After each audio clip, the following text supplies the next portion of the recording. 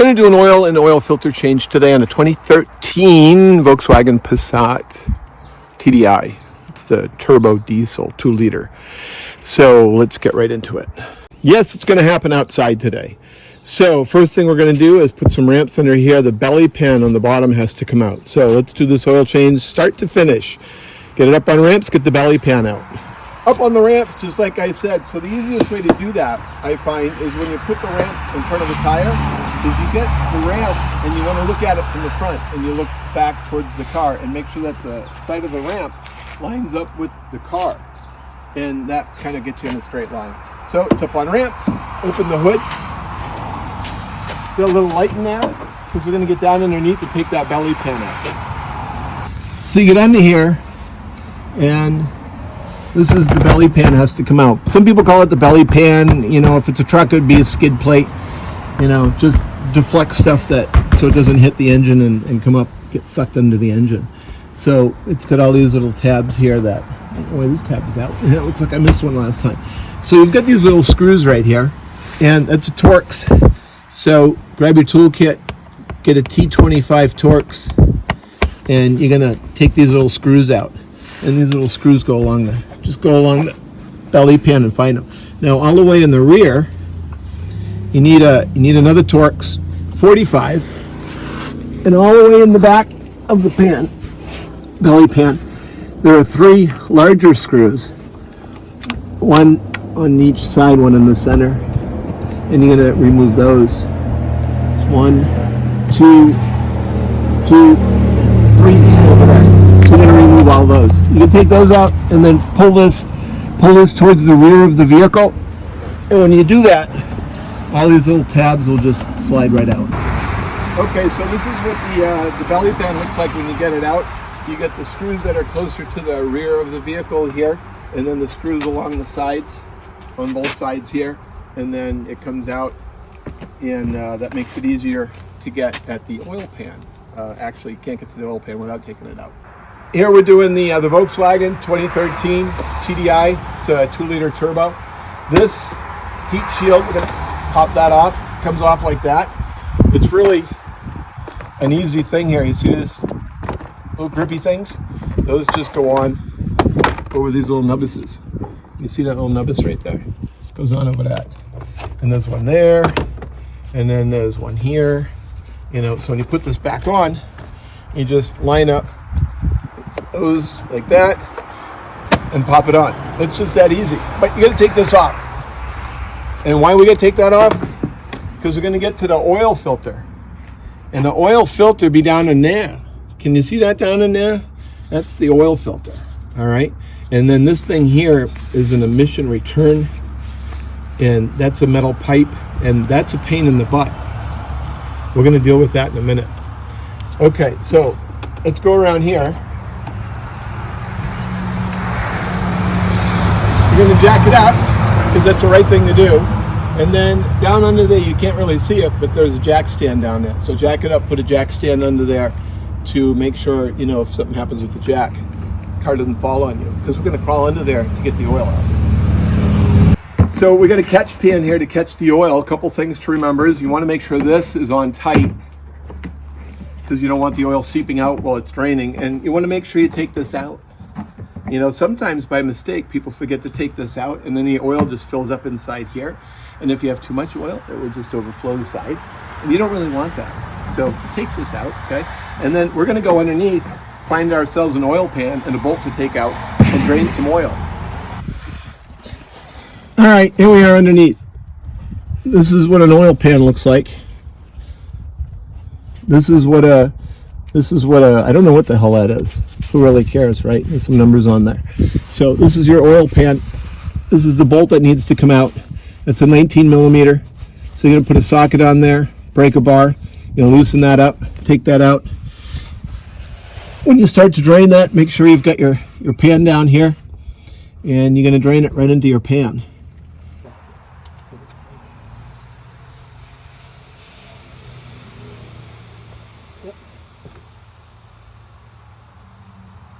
Right. So the car, when I jacked it up, goes up a little bit like this. The oil pan bolt is in the center of the oil pan. right? So we don't want the car tipped because the oil is going to slide to one side of the pan.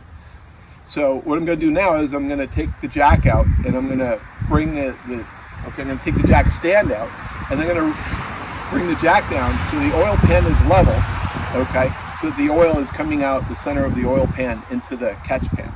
That's what's going on here. So we're going to get under here and take out the jack that's under here for safety, all right? And then I'm going to lower the vehicle a bit until it gets level, so we can get all the oil out of the oil pan. So it's draining the oil underneath, and we want that to drain as much as possible, so let it keep going. The car is now level. We checked it. It's definitely level.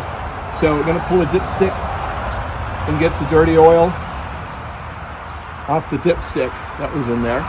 And also, having this out, make sure any oil that might be down there drains a bit. But we're not going to leave it out because you don't want something going down the hole. So we're just going to put it back in there and just stop short of putting it all the way in. Also, we're going to release the filler cap. Easier said than done sometimes. We're going to release the filler cap. There we go. Get that off. Take a look at that. Now, if you look at that, you can actually see that's pretty clean. I mean, the oil's not particularly dirty, but the filler cap itself, there isn't a whole bunch of garbage on there. You know, it's not all caked on, baked on oil. So that means the engine's probably in pretty good condition. So I put the bolt back into the oil pan, cleaned up all around the opening, made sure nothing went inside. Put that in, that's done draining. So now I'm gonna put the car down, get it off the jack stands while we do the oil filter. I already started looking at the oil filter and how I was gonna do that. Let's go do that next. So to get that filter housing out, it's really a pain in the butt, right? So the exhaust return tube here, I've taken the bolts out, and to get that bolt out, I don't know if you can see the head of that, but that's called a triple box. That's not do not mistake that for a Torx. That's a triple box, requires a triple box like that. And I took the two of them out, and there's a little bit of flex to that, and I'm hoping that is just enough flex to get that filter housing out, because tell you, that's a pain in. So before I take that housing off, what I like to do is I like to make sure your engine is not hot.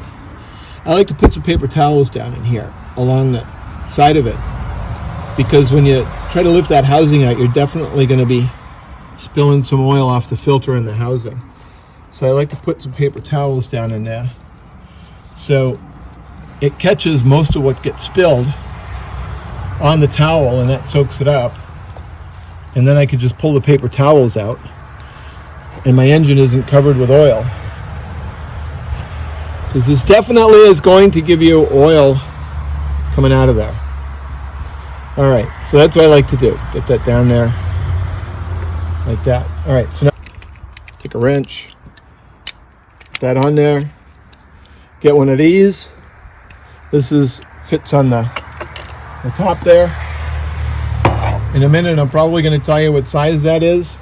Yeah, because it doesn't say it on here. Honestly, I forget, but I bought it at Walmart. Easy. It was like $5. And you're just going to unscrew that.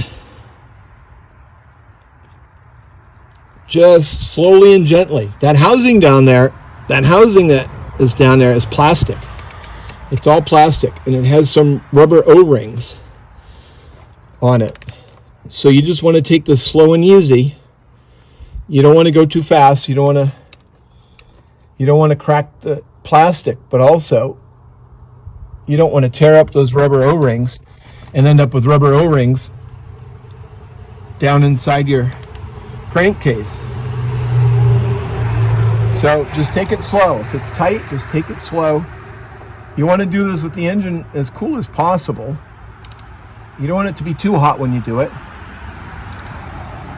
Just take it nice and slow. Don't rush this. So I buy my filters directly online from a Volkswagen dealer who actually discounts the OEM parts.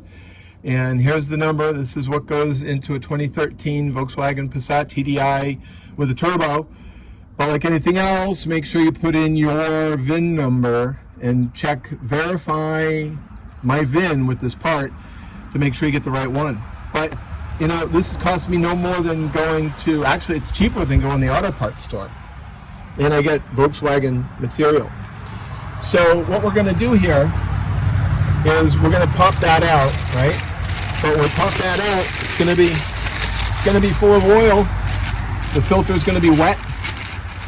So what I'm going to do is I just take this bag that the filter came in as packaging, and I'm going to pull that out and try and get it into the bag as quickly as possible.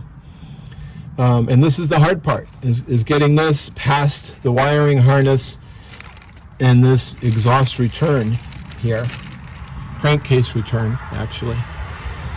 Getting this to fit is the hard part, past this stuff. So a few more turns, it feels like, there we go. So here it comes. Now, let's see if I get enough flex now on this pipe to get this thing out. It's still pretty tight.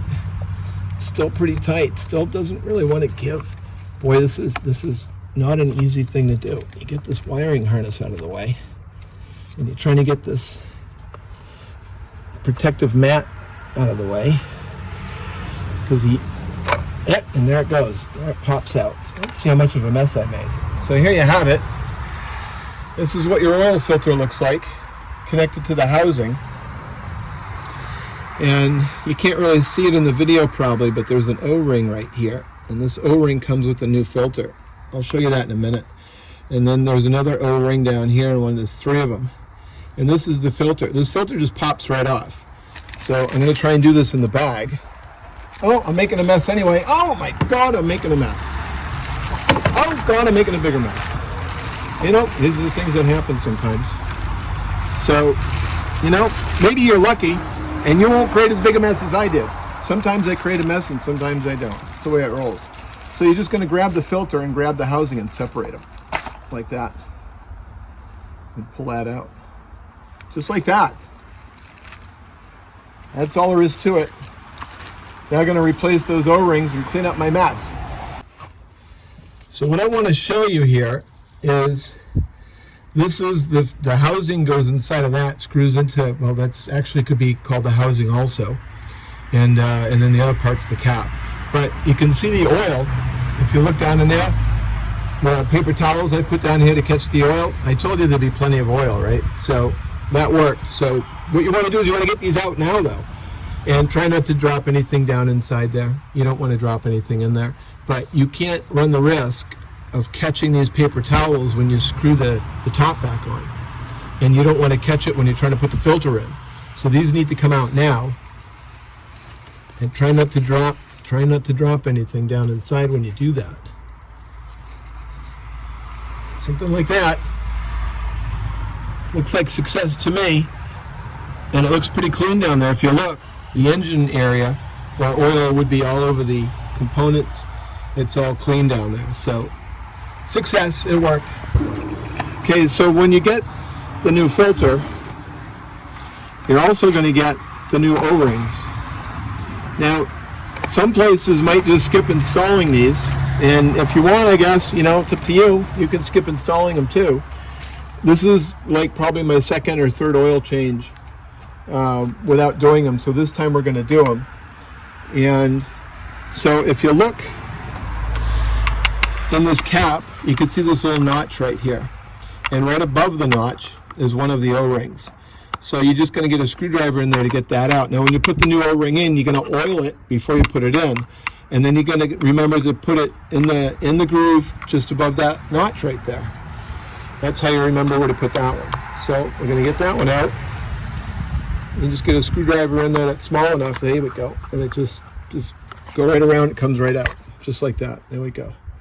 So then you got 2 more down here. There's an O-ring right here. You can see that probably move right there. And an O-ring right here. And essentially going to do the same thing. Just going to put the screwdriver in there, get it to loosen up and wet and pull it out, and then we're going to put the new ones on. But you're going to oil the new ones before you put them on with new oil. So I've got the big one on, that one on just with the fingers, oiled it up real good, put that one on. This one on okay with the fingers, but it was a little tight. And you know, if you're wearing rubber gloves, make sure you don't get pieces of rubber in there, right? This one is really small and really tight. So I'm going to try this one with the screwdriver. What I'm going to do is I'm going to get it in the groove where it's supposed to be. And then I'm just going to leverage this up and over the top, like so, and pop right into place. Yep, so we're good to go. It's ready to go back in. So I'm going to put the new filter on. This is how this goes. You open this up like this, because everyone needs to know how to be told how to open a box. All right. So no, here's the thing, is when you open this up, right, there's an end here and you can't really see it, but the plastic in the filter comes all the way to the end, okay? That's the bottom, all right? So on the other side, you can kind of see in there that the plastic has gaps in there. And then this is flexible on the top. It's actually going to round out like that. This is going to seal onto the cap. So you're going to put this part here up, and then you're just going to push it on. You're just going to push it on until it pops. There, popped, just like that, and now it's in there. So now this needs to be put back in here. Make sure you don't get any debris in there. This is not easy. It's kind of tricky. You get that in there. You gotta get it just wedged just about right. A little flex from that pipe, I think, is giving me just enough to make this easier to do. Because trust me, I've struggled with this for 15-20 minutes trying to get this thing in. This is not fun. All right, it's in. So you drop it down inside the housing. Get this wiring harness out of the way. There we go. Make sure that falls straight in. Don't be messing around with this. You can't cross thread. I mean, you can cross thread this. Don't, all right? You don't want to cross thread this. Make sure that you move the wiring harness out of the way if you need to. Make sure that drops straight in, and use just your fingers to get this thing going. If you have to, unscrew it, lift it up a little bit, unscrew it, lift it up a little bit, and then drop it back in place, and then start screwing it. Make sure it feels like it's screwing in. The first several threads should catch on their own. Now, when you start getting it in there, those rubber O-rings are going to start catching. So it's going to get progressively harder to put this thing in. You can kind of go pretty far with your hand, but there's a good sized gap down there. Now, what we're going to do is, there is absolutely a torque recommendation for how to torque that down. I recommend you use it. But since I'm an old pro, what I'm going to do is I'm going to screw this down until the top of the cap, because the cap is coming down into the housing. I'm going to screw it down until the top of the cap seats to the housing. And once those make contact, I'm going to stop. So when I'm screwing this down, sometimes it feels like, you know, like the rubber O-ring might be binding. If it feels like it's getting too tight or it's binding, you know, flip your wrench and unscrew it just a little bit. Unscrew it just a little bit to try and make sure that O-ring isn't binding. And then once you get it loosened up a little bit, and then you go down further. And you go down some more. You go down some more. If it feels like it's binding, open it up a little bit, and then go down some more. So you don't want to break that O-ring. So make sure you put the bolts back in for the exhaust tube, exhaust return. It's not exhaust. I keep calling it exhaust return. It's crankcase return to the intake. Make sure you put those in. Is there a torque spec on that? Yes, I'm sure there is. Of course, there's a torque spec on everything. Should you torque it? Yes, you should. You should probably look it up. What did I do? I've done this stuff so many times. As tight as it came off is the same tightness I put it back on.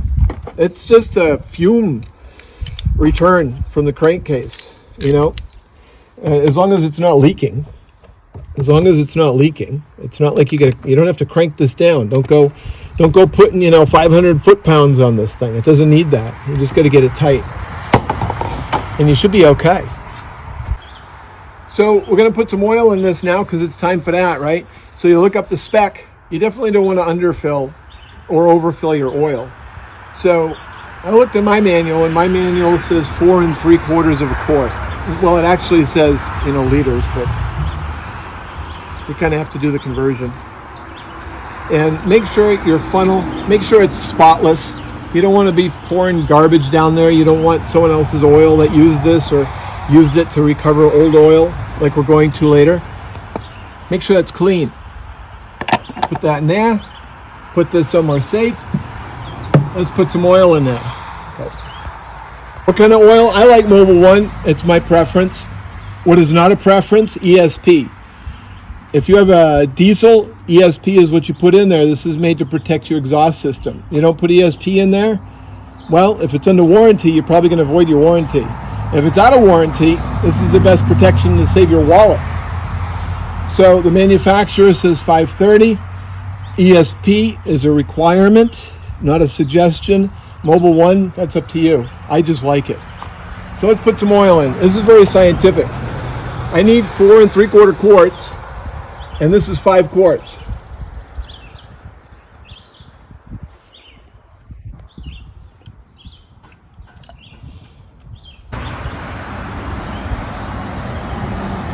You see here it says 5.73 liters, 5 US quarts. So the manual says 4 3/4 quarts. Well, that means I should have a quarter of a quart left in the bottom of the jug, which has measurements on it. And then you can see there's a little oil down there, right? How do you know it's a quarter of a quart? Well, it doesn't freaking matter. It's a quarter of a quart.